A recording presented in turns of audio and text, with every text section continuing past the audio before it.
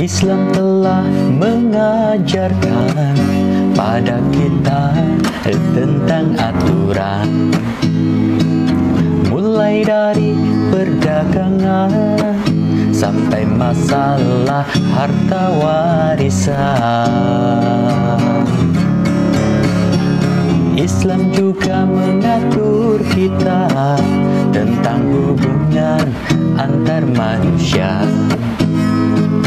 agar kita dapat menjaga hati, jaga mata, jaga telinga. Islam bukan cuma aturan, karenanya harus jadi tuntunan. Islam jalan untuk selamanya di dunia dan akhirat.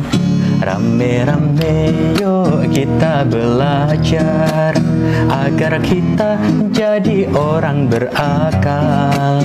Rame-rame yuk kita beramal agar kita jadi orang beriman.